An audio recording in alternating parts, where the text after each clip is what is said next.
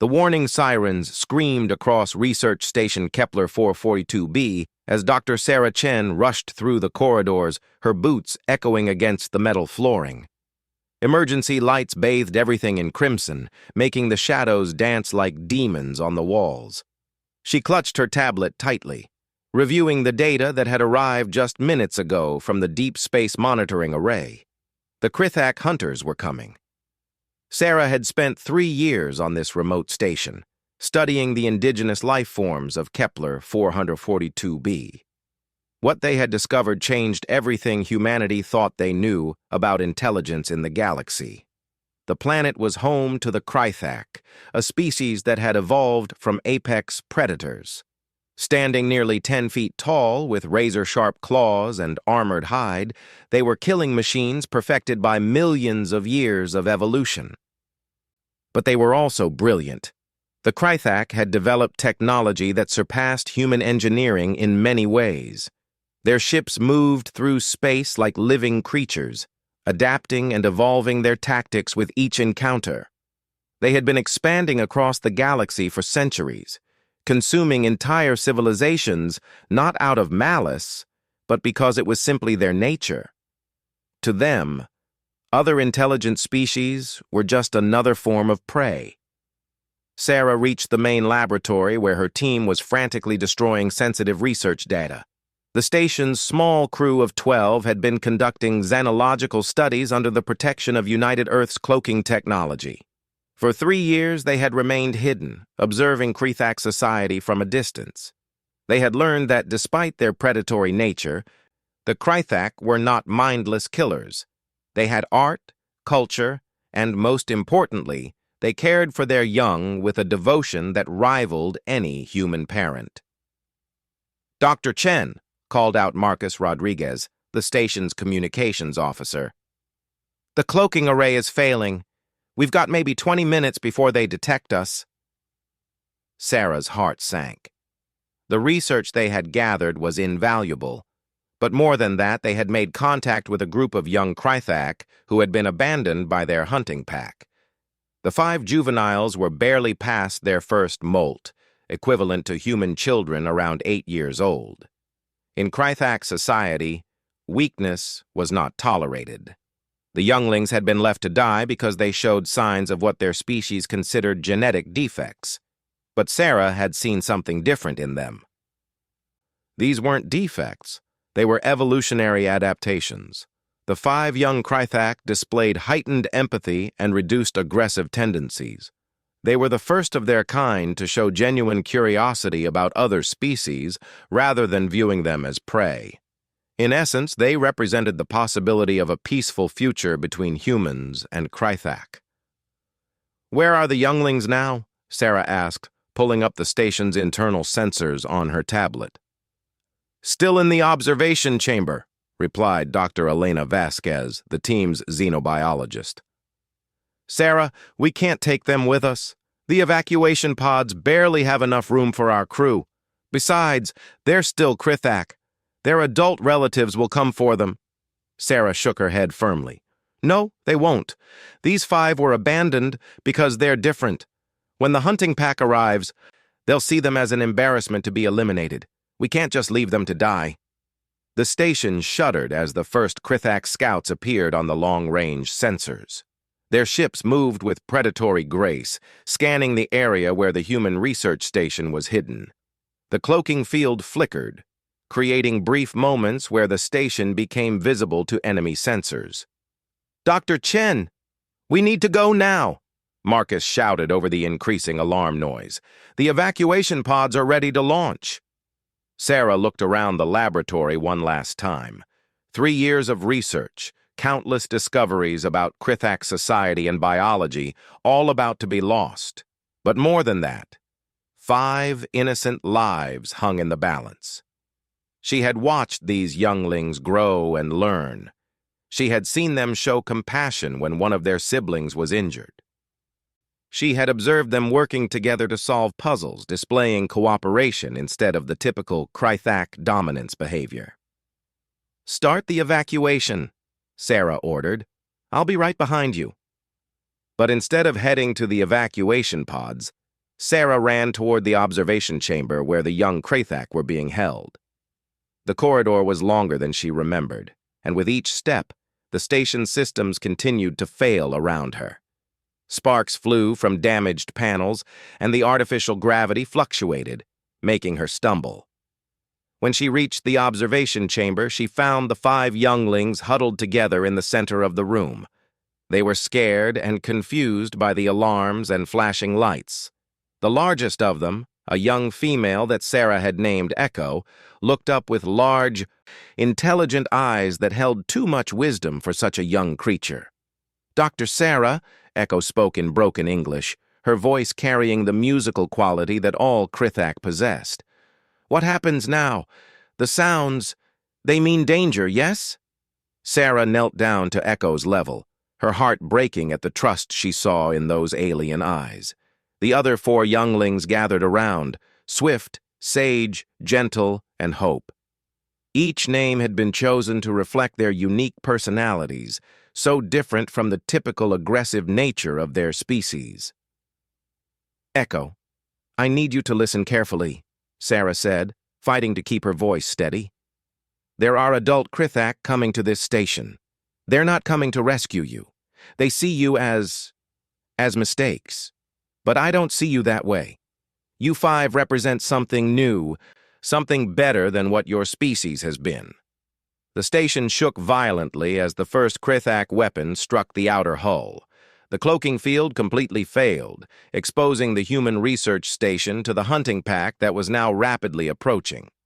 Sarah could hear the evacuation pods launching, carrying her team to safety while she remained behind with the younglings.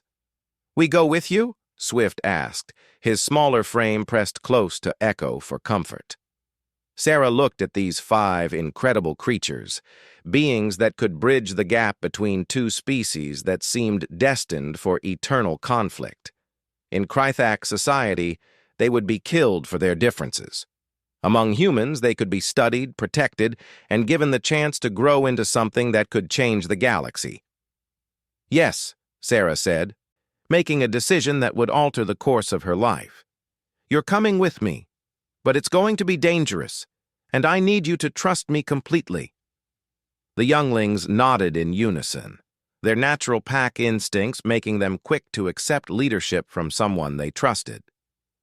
Sarah activated her emergency communicator, sending a message to the evacuation team. "This is Dr. Chen. I'm taking the emergency escape route through the lower levels. Don't wait for me. I'll find another way off the station." She was lying, of course. There was no other way off the station, and the emergency escape route led to a section that was already being boarded by Krathak warriors. But she couldn't risk her team coming back for her and getting caught in what was about to become a war zone. Sarah gathered the 5 younglings around her, pulling out the emergency supplies she always carried during her research expeditions: food, water, medical supplies, and most importantly, her personal defense weapon, a plasma rifle that she had never hoped to use. "Stay close to me," she instructed the younglings. "Whatever happens, don't leave my side. Can you do that?" "Yes, Dr. Sarah," Echo replied for all of them. "We trust you." Those simple words carried more weight than Sarah had expected. These creatures, abandoned by their own kind, had chosen to place their faith in a human researcher who was about to attempt something that bordered on impossible, getting 5 Krathak younglings safely away from a station that was being overrun by their own species' most elite warriors. The lights went out as the main power grid failed. Emergency lighting cast everything in an eerie red glow as Sarah led her unusual group through the maintenance corridors of the research station. Behind them, the sounds of the Krathak boarding party grew louder, the screech of metal being torn apart, the thunderous footsteps of adult warriors moving through the station. Sarah's communicator crackled with the last transmission from her team. "All personnel evacuated successfully. Station is lost. Good luck, Dr. Chen." They were on their own now, 5 alien children and 1 human researcher against an entire hunting pack of the galaxy's most feared predators. But as Sarah looked at the determined faces of the younglings following her, she realized that this wasn't just about survival. This was about proving that evolution could choose compassion over conquest, that intelligence could triumph over instinct, and that sometimes the most important discoveries happened not in laboratories, but in moments of impossible choice. The hunt was about to begin, but for the first time in Krithak history, the prey was fighting not just for survival, but for the future of two species that could either destroy each other or learn to coexist among the stars. Sarah Chen had made her choice.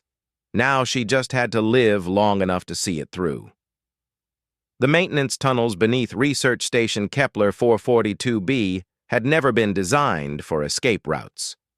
Sarah crawled through the narrow passages with 5 Krithak younglings behind her, their natural agility making them better suited for this kind of movement than she was. The metal walls around them vibrated with the footsteps of adult Krithak warriors searching the levels above. Echo, the largest of the younglings, tapped Sarah's shoulder gently. "Dr. Sarah, the warriors above. They smell our scent. They know we are here." Sarah paused her crawling and looked back at the 5 alien children following her. In the dim emergency lighting, their scales had taken on a darker hue, a natural camouflage response that she had observed during her research. But camouflage wouldn't help them against the advanced sensory capabilities of adult Krithak hunters. "How long do we have?" Sarah whispered. Swift, the smallest of the group, tilted his head in the characteristic Krithak gesture that indicated concentration. "They move fast when they hunt. Perhaps 10 of your minutes before they find the tunnel entrance we used." Sarah checked her tablet. The station's schematics showed that they were still 3 levels away from the emergency beacon chamber. If they could reach it, she could send a distress signal to Earth with enough information about the younglings to ensure that rescue ships would be prepared to handle Krithak refugees rather than treating them as hostile aliens. "Sage," Sarah called softly to the young Krithak whose analytical mind had impressed her throughout their time together. "You've studied the station layout with me. Is there a faster route to the beacon chamber?" Sage's eyes glowed softly in the darkness, another adaptation that made Krithak such effective predators. "There is a path through the waste processing center, but it requires going through areas where the adult hunters are likely to be searching." The station shuddered again as explosions echoed from somewhere above them. The Krithak weren't just searching. They were systematically destroying the human research station to ensure that no traces of their presence in this system would be found. In their culture, being observed by prey species was considered a significant embarrassment that required complete elimination of witnesses. "Dr. Sarah," Gentle spoke up, her voice carrying the musical tones that made Krithak communication so beautiful. "Why do you risk yourself for us? We are not your species. We are the children of your natural enemies." Sarah stopped crawling and turned to face all 5 younglings in the cramped tunnel. This was a conversation she had hoped to have under better circumstances, but it seemed that crisis had a way of forcing important discussions. "Because you're not my enemies," Sarah said firmly. "You're children. You're innocent. And more than that, you represent hope for both our species. Do you understand what makes you different from other Krithak?" Echo nodded slowly. "We do not wish to hunt other thinking beings. We feel sadness when others suffer. The pack leaders called this weakness." "It's not weakness," Sarah replied. "It's evolution. Your species has reached a point where it can choose a different path. You 5 are proof that Krithak can develop beyond their predatory instincts. That's why I won't abandon you." Hope, who had been quiet throughout their escape, suddenly raised her head in alarm. "They have found our trail. The hunters come this way now." Sarah's heart pounded as she heard the sounds of metal being torn apart behind them. The adult Krithak had discovered the maintenance tunnel entrance and were forcibly widening it to allow their larger frames to pursue them. She looked ahead and saw that they were near a junction point where several tunnels met. "Sage, Which way to the waste processing center? Left tunnel leads there, but it opens into a large chamber. If hunters are already inside the facility, they will see us immediately. Sarah made a quick calculation. They couldn't go back, and going forward meant potential exposure to adult hunters. But there was a third option that she had been hoping to avoid. Can you younglings survive in the station's atmospheric recycling system for a few minutes? Swift's eyes widened. The air currents are very strong there. It would be dangerous. More dangerous than staying here? Sarah asked as the sounds of pursuit grew louder. The 5 younglings exchanged glances, and Sarah was amazed to see them communicating through subtle body language and soft clicking sounds. Even under extreme stress, they functioned as a cohesive unit, making decisions together rather than following the typical Krithak dominance hierarchy. We will follow where you lead, Echo said finally. Sarah opened the access panel to the atmospheric recycling system. The tunnel beyond was filled with rushing air currents designed to circulate atmosphere throughout the station.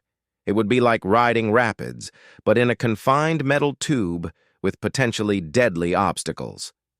Hold on to each other, Sarah instructed. Form a chain with me at the front.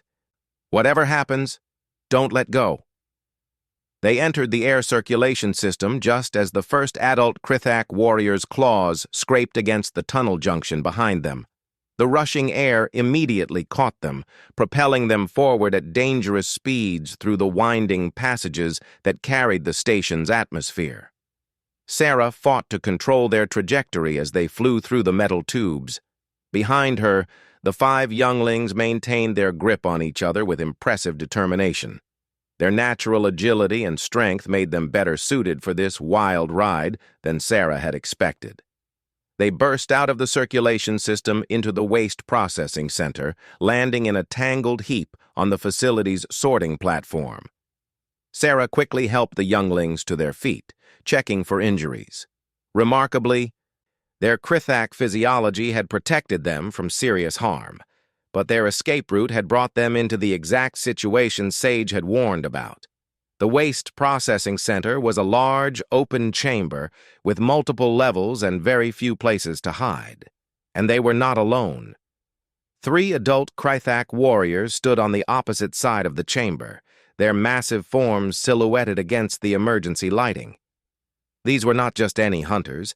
Based on their elaborate armor and ceremonial markings, they were members of the pack's elite leadership.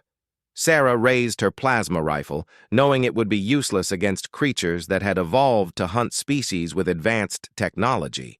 But she positioned herself between the adults and the younglings anyway. "Stay behind me," she whispered to her charges. The lead adult Krithak stepped forward, and when he spoke, his voice carried the authority of someone accustomed to absolute obedience.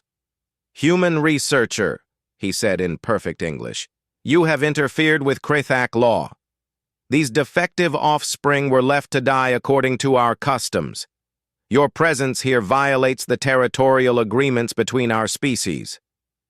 Sarah felt the 5 younglings pressing close behind her, seeking protection from their own kind. The irony was not lost on her. She, a member of a species the Krithak considered prey, was standing between Krithak children and Krithak adults. "They are not defective," Sarah said, keeping her weapon trained on the lead hunter even though she knew it wouldn't stop him. "They're evolved. They represent the future of your species." The hunter's laugh was a sound like breaking glass. "The future of our species is conquest. These weak ones would contaminate our genetic line with their inability to hunt properly. They feel compassion for prey. They show mercy to the weak. These are the traits that lead to extinction." "These are the traits that lead to civilization," Sarah countered. "Your species has the technology and intelligence to move beyond pure predation. These children prove that evolution is already taking you in that direction." "Evolution that we will correct," the hunter said, raising his weapon. But before he could fire, Echo stepped out from behind Sarah. "Pack leader Razor Strike," she said, using the formal address that Sarah had heard during her observations of Krithak society. "I claim the right of intellectual challenge." The three adult hunters paused, clearly not expecting this development. Sarah had read about the intellectual challenge in her xenological studies. It was an ancient Krithak tradition where even juveniles could demand to prove their worth through demonstration of superior reasoning rather than physical combat. Razor Strike considered this for a long moment. "You claim intelligence superior to mine, defective one?" "I claim the right to prove that what you call defects are actually advantages," Echo replied with remarkable composure for someone facing her own execution. Sarah watched in amazement as this young Krithak, barely past her first molt, stood up to one of the most feared predators in the galaxy. The other four younglings moved to flank Echo, forming a united front despite their obvious terror. "Very well," Razor Strike said. "State your challenge." Echo gestured towards Sarah. "This human researcher chose to risk her life to save us. She gains no benefit from this action. By your logic, this behavior should be impossible. Yet it happened. Can you explain why prey species sometimes act against their own survival instincts to help others?" The question hung in the air like a trap waiting to be sprung. Sarah realized what Echo was doing. She was forcing the adult hunter to confront a behavior that Krithak philosophy couldn't explain. Krithak society was built on the principle that all actions were motivated by survival advantage. Acts of pure altruism didn't fit their worldview. Razor Strike's silence stretched on as he struggled with the question. The other adult hunters looked to their leader for an answer that he couldn't provide. "Furthermore," Sage added, stepping forward to support Echo, "if we are defective, why do we solve problems that normal Krithak cannot? Why do we understand human technology when other younglings do not? Why do we learn languages faster than our siblings?" Swift, finding courage in the united front of his packmates, added his own question. "And why do human researchers study us with such interest if we are worthless?" The adult hunters were clearly struggling with these challenges to their fundamental beliefs. In Krithak society, intellectual challenges were supposed to have clear winners and losers. But the younglings had posed questions that undermined the very foundation of their culture's values. Gentle spoke last, her voice soft but carrying clearly across the chamber. "Pack leader, you have the power to destroy us. But can you explain why destroying us would make the Krithak stronger rather than weaker?" The silence that followed was broken by the sound of more explosions from somewhere else in the station. The systematic destruction was continuing, but here in the waste processing center, a different kind of revolution was taking place. Sarah watched as Razor Strike's certainty began to crack. These 5 younglings had done something that no human diplomatic mission had ever accomplished. They had forced adult Krithak to question their own cultural assumptions. "Your questions have no answers," Razor Strike said finally. "Then perhaps," Hope said quietly, "the questions themselves are more important than the answers." The lead hunter stared at the 5 younglings and the human researcher who had risked everything to save them. Sarah could see the conflict in his alien features as centuries of cultural programming warred with the logical challenges that had been presented to him. Then alarms began sounding throughout the station. Different alarms, with a pattern Sarah had never heard before. "What is that signal?" she asked. Razor Strike's expression changed from confusion to something approaching panic. Human warships approached this system. Many warships. Sarah felt a surge of hope. Her team must have successfully transmitted their research data, including information about the younglings. Earth had sent a rescue mission, but based on the hunters' reaction, they had sent it in force. The game was about to change completely, and 5 young Krithak, who had challenged the fundamental beliefs of their species, were about to become the most important beings in the galaxy. The human warships emerged from hyperspace like avenging angels, their weapons systems powered but not yet firing. Sarah watched through the Waste Processing Center's observation windows as the massive Earth Defense Force fleet took up positions around the research station. She counted 12 heavy cruisers, 6 battleships, and what appeared to be a diplomatic vessel flying under the banner of the United Earth Council. Razor Strike and his fellow hunters were no longer focused on Sarah and the Younglings. The arrival of such a large human force had shifted their priorities from eliminating witnesses to survival. Through their communication devices, Sarah could hear other Krithak warriors throughout the station receiving urgent orders in their musical language. "They are telling all hunters to prepare for battle," Echo translated, her voice tight with worry. "But also, they speak of retreat. This is confusing." Sarah realized what was happening. The human fleet was large enough to destroy the Krithak hunting pack, but they weren't attacking.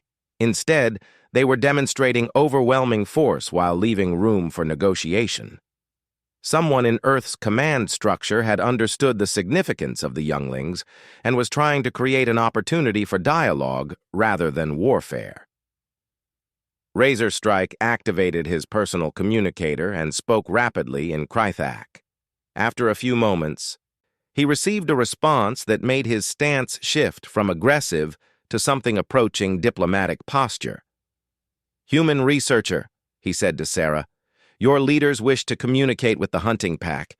They claim to have information about these younglings that affects both our species." Sarah's heart raced. This was the moment she had hoped for, but never truly believed would come. The possibility of actual communication between humans and Krithak that didn't involve one side trying to destroy the other. "Will your pack leader agree to listen?" she asked. "Pack leader Stormfang has agreed to hear what your leaders have to say," Razor Strike replied. "But he demands that you and the defective younglings be present during these communications."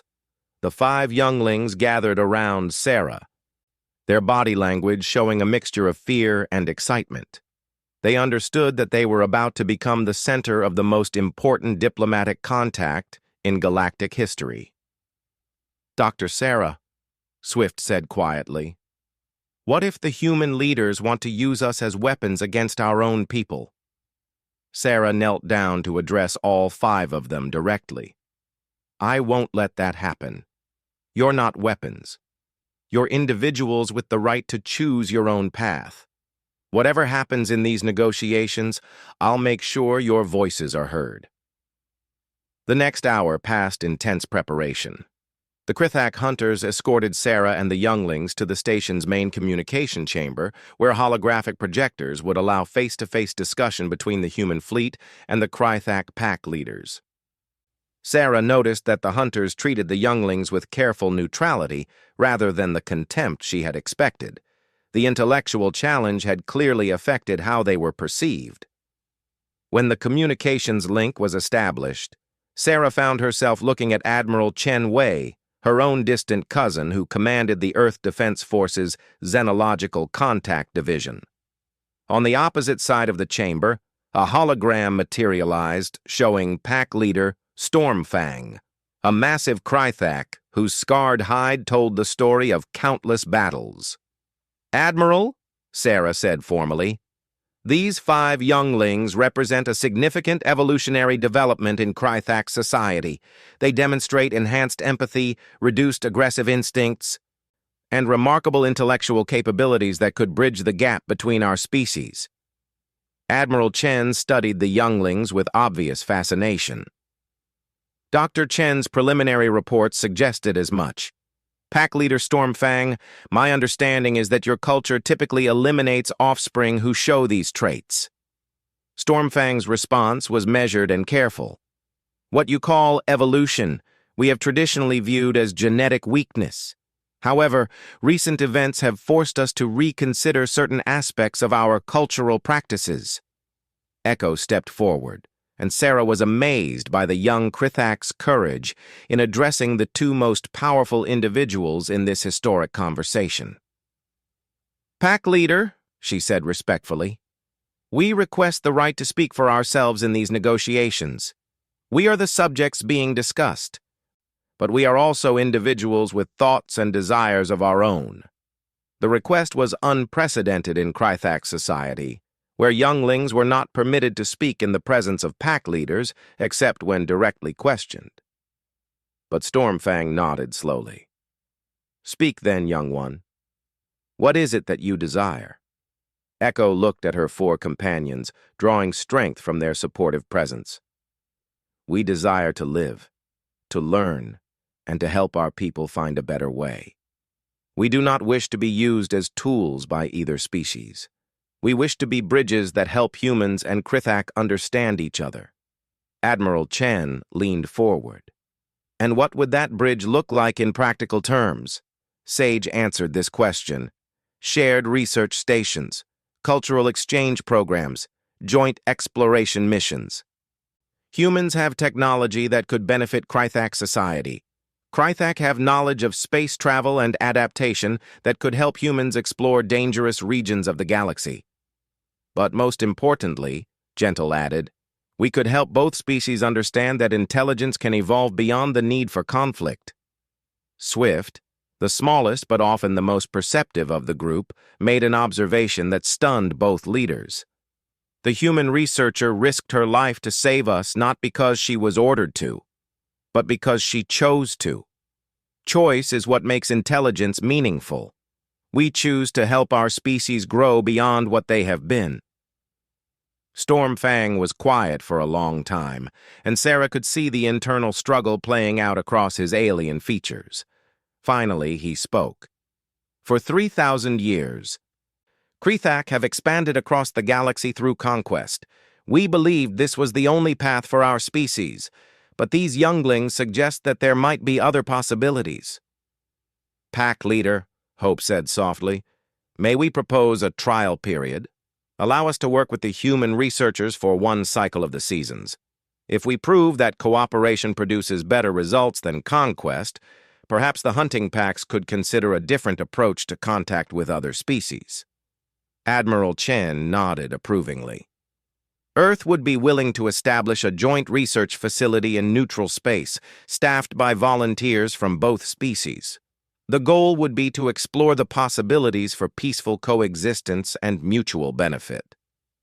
Razorstrike, who had been listening silently to the entire exchange, finally spoke up. "Pack leader, I witnessed these younglings demonstrate intellectual capabilities that exceeded my own. Their questions revealed flaws in our traditional thinking that I had never considered. Perhaps their genetic differences are not weaknesses, but adaptations for a changing galaxy." Sarah felt tears of relief and joy streaming down her face as she realized what was happening. These 5 remarkable younglings had not only survived being abandoned by their own species, but they had managed to initiate a fundamental shift in how both humans and Krythak viewed interspecies relations. Stormfang made his decision. "Very well. These 5 younglings will be granted special status as cultural ambassadors. They will work with human researchers to explore the possibilities of cooperation between our species. But they will remain Krythak, and they will always have a place among their people." Admiral Chen smiled. "And they will always have friends among humanity as well." As the formal negotiations continued, Sarah watched the 5 younglings who had changed the course of galactic history simply by being themselves. Echo stood tall and confident, having found her voice as a leader. Sage was already discussing research possibilities with obvious enthusiasm. Swift was asking technical questions about the human ships. Gentle was somehow managing to comfort both human and Krythak participants in the negotiations when tensions arose. And Hope was doing what she did best, reminding everyone present that the future could be better than the past. 6 months later, Sarah stood on the observation deck of the Joint Research Station Harmony, watching as human and Krythak scientists worked together on projects that would have been impossible for either species to accomplish alone. The 5 younglings, now growing into their adult forms while retaining their unique personalities, had become the most effective ambassadors in galactic history. Echo had become the official liaison between Krithak hunting packs and human exploration fleets, helping to establish protocols for peaceful contact when the two species encountered each other in space. Her natural leadership abilities and understanding of both cultures made her invaluable in preventing misunderstandings that could lead to conflict. Sage had thrown herself into xenological research with enthusiasm, working with human scientists to understand the genetic factors that had led to the emergence of empathetic Krithak. Her work was already leading to the identification of similar evolutionary trends in other Krithak populations across the galaxy.